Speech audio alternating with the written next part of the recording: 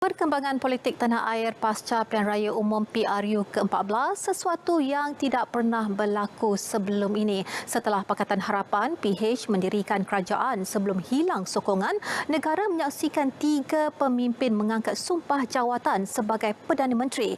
Peralihan kuasa berlaku selepas itu memperlihat warna-warni politik negara dengan kepimpinan negara kemudiannya diterajui Perikatan Nasional dan Kerajaan Keluarga Malaysia. Kita imbas kembali kronologinya.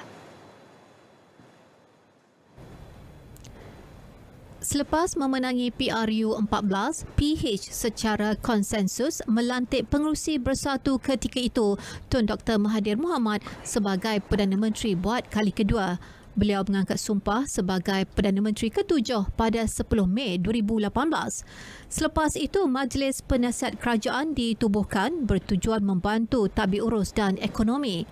Namun kemelut politik yang melanda membawa kepada peletakan jawatan Tun Dr. Mahathir sebagai Perdana Menteri pada 24 Februari 2020 sekaligus mengakhiri pentadbiran 22 bulan kerajaan PH.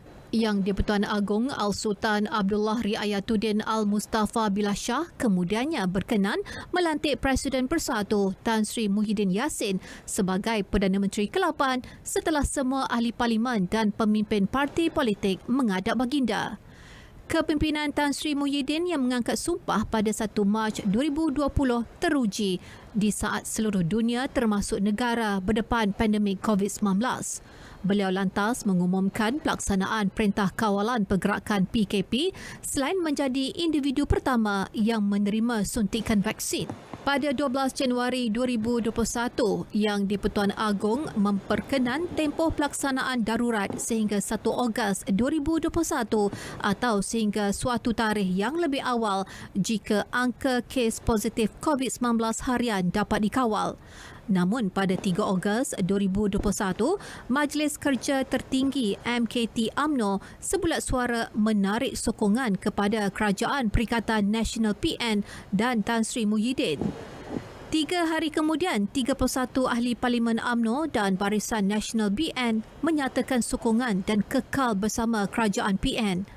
Tanggal 9 Ogos 2021, UMNO mengesahkan utus 2 warkah kepada Yang di-Pertuan Agong yang menyatakan penarikan sokongan kepada Tan Sri Muhyiddin.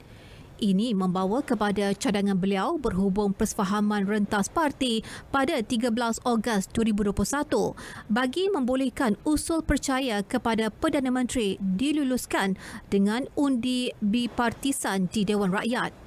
Bagaimanapun, semua blok pembangkang menolak tawaran Tan Sri Muhyiddin. Justru pada 16 Ogos 2021, Tan Sri Muhyiddin mengumumkan peletakan jawatan sebagai Perdana Menteri ke-8 selepas mempengerusikan mesyuarat khas Kabinet di Putrajaya. Yang di-Pertuan Agong kemudiannya berkenan melantik Datuk Seri Ismail Sabri Yaakob sebagai Perdana Menteri ke-9. Datuk Seri Ismail Sabri mengangkat sumpah jawatan sebagai Perdana Menteri ke-9 pada 20 Ogos 2021. Pemeteraian MOU Transformasi dan Kestabilan Politik selain kelulusan Undi 18 dan rang undang-undang lompat parti di Parlimen menjadi sejarah yang dilakar di bawah kepimpinan Datuk Seri Ismail Sabri.